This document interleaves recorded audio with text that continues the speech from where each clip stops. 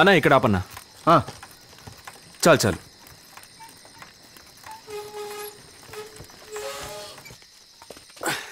ఉండండి సార్, నేను ఇస్తాను. అన్నా టౌన్కి నెక్స్ట్ బస్ ఎన్నింటికి? నెక్స్ట్ బస్సు పొద్దున 7 ఉదయం 7 గంటలకా?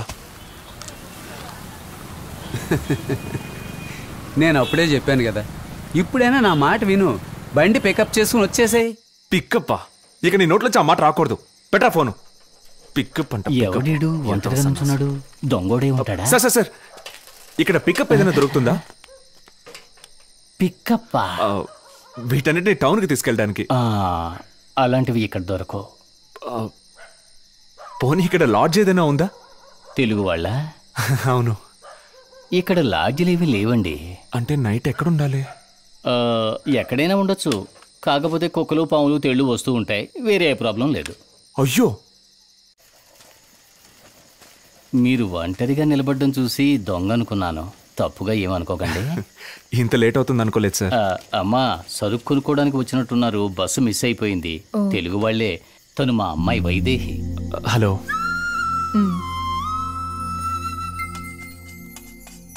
మొహమాట పడకుండా తిను బాబు. నేను ఈ గంజి ఎందుకు తాగుతున్నానో తెలుసా? ఇందులోనే విటమిన్ ఈ ఉంది. నాన్నా సరే, వెయ్ వెయ్.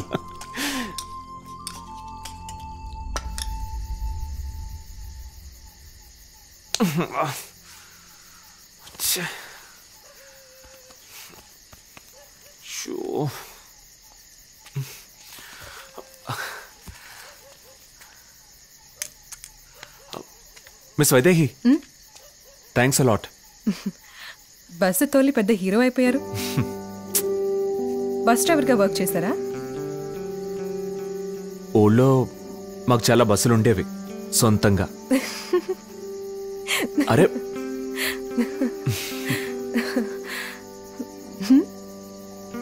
దేవుడి ప్రసాదాన్ని డిస్ట్రిబ్యూట్ చేయడం ప్రారంభించారు.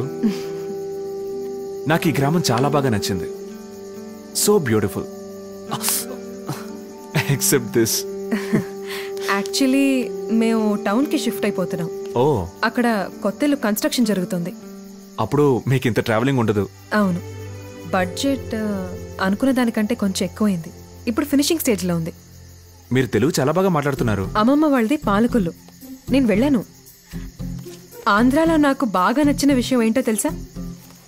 ఐ నో గ్రీనరీ, వర్షం, ఇంకా చెరువు గట్టు. ఇవన్నీ యూజువలే కదా. ఫిష్. ఫిషా? కర్రీ అయినా సరే, ఫ్రై అయినా సరే. మీకు ఇష్టం లేదా? ఏమండి, అంత అన్రొమాంటిక్ ఆ ఫిష్? కానే కాదు, ఈ రోజు నుంచి ఆంధ్రాలో ఎంతో రొమాంటిక్ అయినవి చేపలు.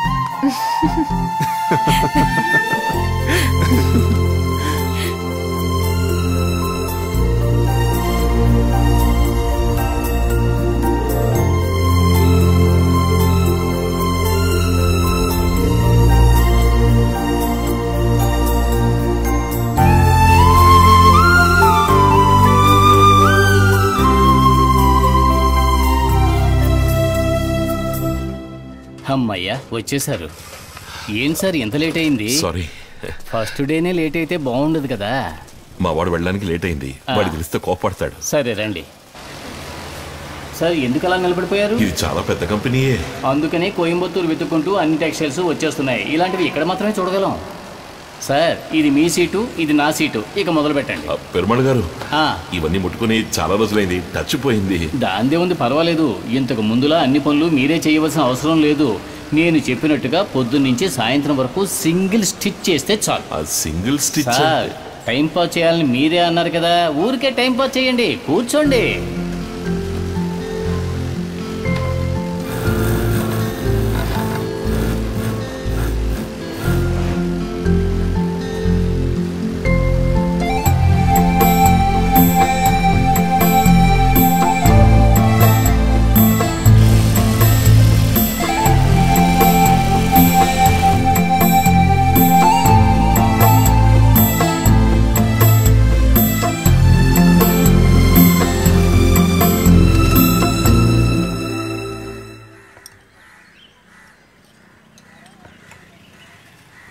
ఈ ట్రీట్కి కారణం ఏంటో ఇంతవరకు చెప్పలేదు.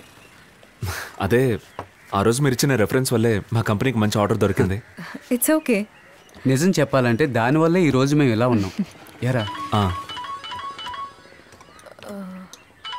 1 minute. షూర్. ఏమ్మా ఇంకా బిల్డింగ్ మెటీరియల్స్ డబ్బు కట్టలేదు? ఈ మంత్ సాలరీలో కొంచెం ఇస్తాను, నెక్స్ట్ మంత్ సాలరీలో మొత్తం ఇచ్చేస్తాను సార్. పోయిన నెల కూడా ఇదే మాట చెప్పారు. సారీ సార్, ఈసారి తప్పకుండా ఇచ్చేస్తాను. Okay sir.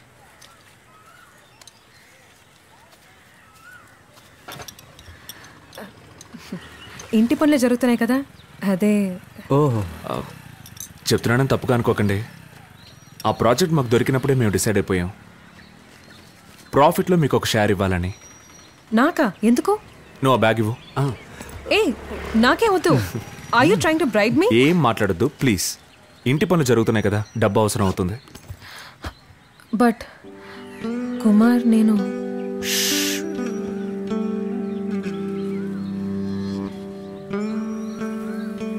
ఓకే, బస్కి టైం అయింది, నేను బయలుదేరుతాను.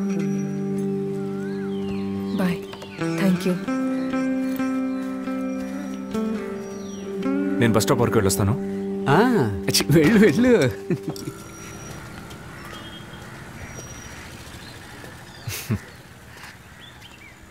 డబ్బులు ఇచ్చానని ఈ కోపమా? యాక్చువల్లీ నాకు ఇప్పుడు డబ్బు నిజంగానే చాలా అవసరం, కానీ డబ్బు అడిగేంతగా క్లోజ్ ఫ్రెండ్స్ అయితే ఎవ్వరు లేరు.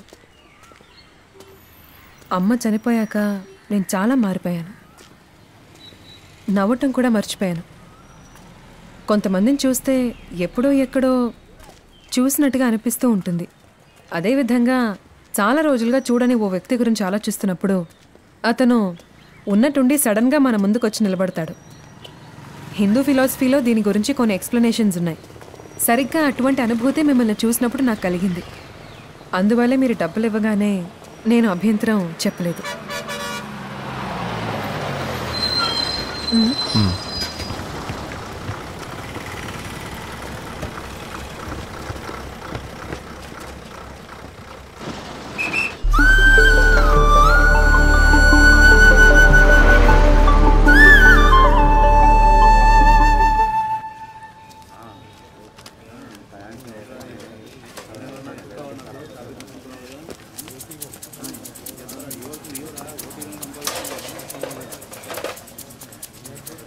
ఇంత హడావుడిగా ఇతను ఎక్కడికి వెళ్తున్నాడు చూద్దాం.